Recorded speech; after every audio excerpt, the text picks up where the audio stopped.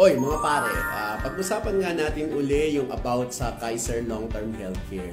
Bakit nga ba mahalaga na meron tayong Kaiser Long-Term Healthcare? Dahil ito nga yung sagot sa tatlong P's ng ating buhay. If you die too soon, dapat may insurance ka na maiiwan para sa iyong pamilya. At kung sakaling humaba naman yung buhay mo, dapat may income ka pa rin na magagamit para sa iyong pagtanda. Paano kung magkasakit ka? Dapat may health card ka, lalong-lalo na kung isusugod ka sa ospital, lalo na sa panahon ng emergency.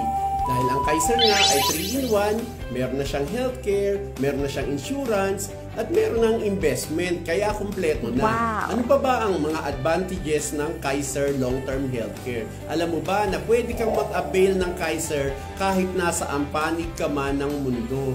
Dahil ang Kaiser ay isang HMO, di ba? Kaya pwedeng-pwede ito sa mga kababayan nating OFW. So paano ka naman makakakuha nito? You can have your plan via online application or personal via manual application sa mga IMG Associates, dahil ang IMG ang exclusive broker ng Kaiser products. Very affordable dahil 7 years po lang itong babayaran. Meron nga sa iba 10 to 20 years. Napakatagal naman nun. Meron naman 5 years. Kaso masyadong mahal at wala pang healthcare benefits.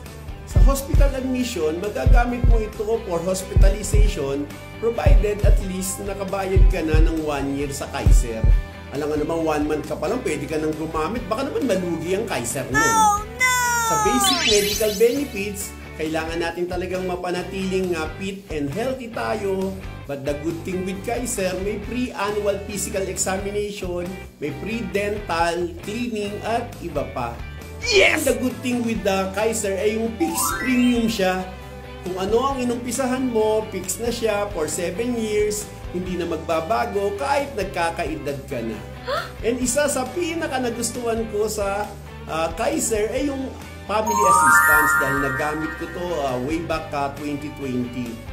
Maari mo itong ipagamit sa immediate family mo kung magkasakit. Hindi mo kailangan mangutang ng pang-deposito sa ospital, lalong-lalo na in time of emergency. Wow. Pero subject syempre ito for approval kasi nakadepende ito sa tagal at cash value ng plan mo. Talaga namang napakaganda, di ba? Kaya get yours na habang maaga pa. Message ka lang for quotation para malaman mo ang the best Kaiser long-term healthcare plan for you. Come on!